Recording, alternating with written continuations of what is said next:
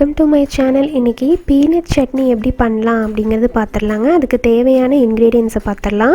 வேர்க்கடலை ஒரு அரை கப் எடுத்துக்கோங்க. கொஞ்சமாக கொரியாண்டர் லீவ்ஸு, ஒரு 3 பல் பூண்டு எடுத்துக்கோங்க. ஒரு 3 வரமிளகாய், ஒரு 6 to 7 பீசஸ் சின்ன வெங்காயம் எடுத்துக்கோங்க. தேவையான அளவு உப்பு சேர்த்திக்கலாம்.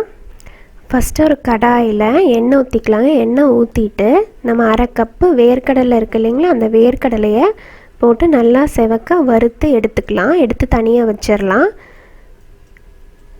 இப்போ நல்லா செவந்து வறுக்கிற வரைக்கும் வெயிட் பண்ணுவோம். இப்போ பார்த்திங்கன்னா நல்லா ரெட்டிஷாக நல்லா வணங்கிருச்சு. வணங்கினதுக்கப்புறம் நம்ம அதை இறக்கி வச்சிடலாம்.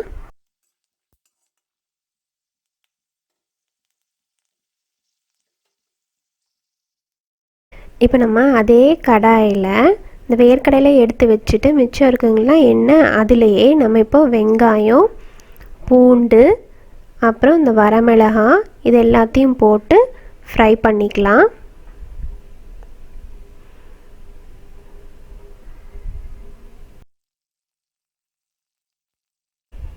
இந்த சட்னிக்கு நம்ம கொஞ்சமாக புளி சேர்த்துக்கிறோம். ரொம்ப பெருசாக இல்லைங்க, ரொம்ப சின்ன பீஸ் புளி நம்ம சேர்த்துக்கிறோம்.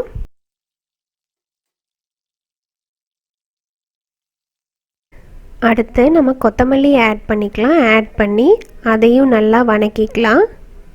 வணக்கிட்டு வரமிளகாவையும் சேர்த்துக்கலாம். சேர்த்திட்டு அதையும் நல்லா வணக்கி விட்டுக்கோங்க.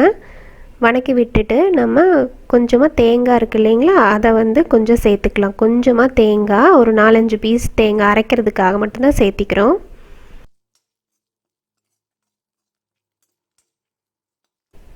இப்போது எல்லாமே நல்லா வணங்கிருச்சுங்க. வணங்கினதுக்கப்புறம் இதையும் ஒரு பிளேட்டில் நம்ம ட்ரான்ஸ்ஃபர் பண்ணிக்கலாம். எல்லாத்தையும் சேர்த்து கொஞ்சம் நேரம் ஆற வச்சிடலாம். அந்த சூடு ஆறுற வரைக்கும் ஆற வச்சுட்டு மிக்சியில் அரைச்சிக்கலாம். இப்போ அரைச்சிக்கிட்டோன்னா நம்ம சூப்பரான ஒரு சட்னி ரெடி ஆயிடுச்சு. இதை ஒரு இட்லி, தோசை கூட வச்சு சூப்பராக சர்வ் பண்ணுங்கள்.